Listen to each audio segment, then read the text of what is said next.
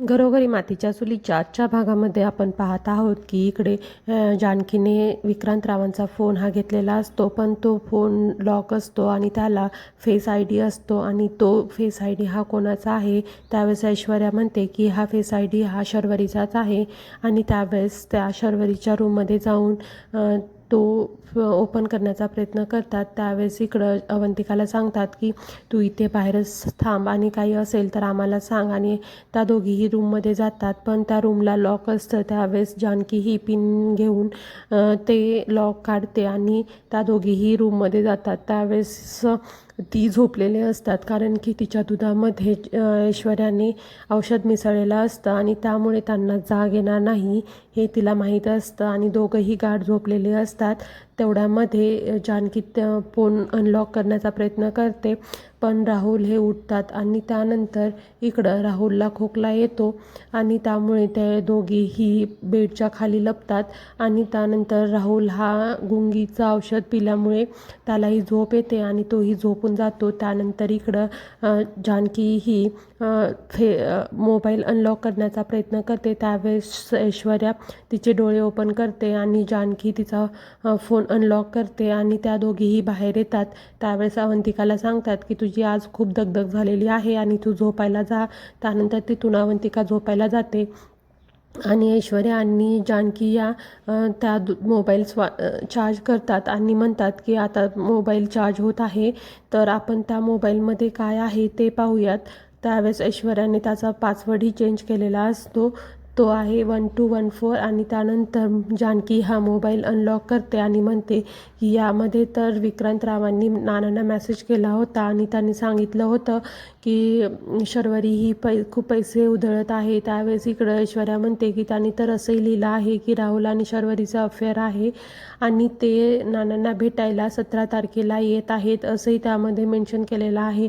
आणि त्यानंतर इकडे नानांनी खूप मेसेजेस केले, पण त्याचा एकदाही रिप्लाय आला नाही आणि तसंच त्यांनी खूप कॉलही केलेले आहेत, पण त्यानंतर विक्रांतचं काहीच बोलणं झालेलं नाही. आणि यावेळेस मोबाईल लाईटही गेलेली असते, त्यामुळे मोबाईलही स्विच ऑफ होतो. त्यावेळेस ऐश्वर्या म्हणते की हे काय झालं, आणि त्यांनी तेवढाच डेटा हा वाचू शकलेला असतो आणि मोबाईल हा लॉक होतो. त्यावेळेस जानकी म्हणते की लाईट ही आत्ता जायला हवी होती आणि त्यानंतर इकडं ऐश्वर्याला म्हणते की हा मोबाईल तू व्यवस्थित चार्ज कर आणि आता खूप उशीर झाला आहे आणि आपण झोपूयात. आणि याचा अर्थ शर्वरीने आपल्याला खूप मोठा धोका दिलेला आहे आणि जर आपण चूक केलेली आहे तर ती आपल्याला सुधारायला हवी आणि जर त्यांनी काही गुन्हा केला असेल तर त्यांना शिक्षाही मिळणारच आहे. त्यामुळे आता तू जास्त विचार करू नको आणि मला खूप गिल्टी फील होत आहे. त्यावेळेस इकडे ऐश्वर्या म्हणते की मला माहीत होतं तिच्या नजरेमध्ये एक विक्षिप्तपणा आहे आणि ती खूप डेंजर बाई आहे असं ती जानकीला सांगते. त्यावेळेस इकडं जानकी म्हणते की याबद्दल आत्ताच घरात कोणाला कळता कामा नये, त्यामुळे आईंची तब्येतही खराब होईल. आणि शर्वरी एवढं तो कोटाचं बोलतील असं वाटलं नव्हतं. त्यानंतर दुसऱ्या दिवशी जानकी ही सकाळी इस्त्री करायला घेते. त्यावेळेस जानकीच्या मनामध्ये खूप प्रश्न असतात आणि ती विचार करते की एवढं असं वागणाऱ्या शर्वरी वंश एवढं मोठं प्लॅन कसं करू शकतात. आणि तेवढ्यात तिथं ऋषिकेश येतात आणि म्हणतात की जानकी तू काय करत आहेस, पण जानकीचं अजिबात लक्ष नसतं, ते खूप विचारात असते. त्यावेळेस ऋषिकेश म्हणतात की तू स्विचही ऑन केलेला नाही आणि तू काय करत आहेस. त्यावेळेस इकडं जानकी म्हणते खरंच माझं लक्षच नव्हतं आणि मी आत्ताच स्विच ऑन करते. आणि त्यानंतर इकडं ऋषिकेश म्हणतात की मी तुला आत्ता नाही, मी तुला खूप दिवसापासून ओळखतो आणि तू काय विचार करत आहेस ते मला सांग. त्यावेळेस इकडं जानकी म्हणते की नाही तुम्हाला असंच वाटत असेल. त्यावेळेस ऋषिकेश म्हणतात आता तर घरामध्ये सगळ्या गोष्टी ठीक झालेल्या आहेत आणि सगळ्या घरामध्ये सुख समाधान समृद्धी नांदत आहे, तरीही तुझ्या चेहऱ्यावरती असं टेन्शन का आहे. त्यावेळेस इकडं जानकी विचार करते की मी खरंच शर्वरीबद्दल ऋषिकेश यांना सांगू का, त्यावेळेस त्यांचा विश्वास बसेल का. त्यावेळेस ती ऋषिकेश हे ऐकतच नाहीत आणि ते म्हणतात की मला असं उत्तर देऊ नको आणि मी तुला खूप दिवसापासून ओळखतो. त्यावेळेस इकडं जानकी म्हणते जर मी तुम्हाला सांगितलं तर तुमचा विश्वास बसेल का. त्यावेळेस इकडं ऋषिकेश म्हणतात की का नाही बसणार आणि तुला माहीत आहे ना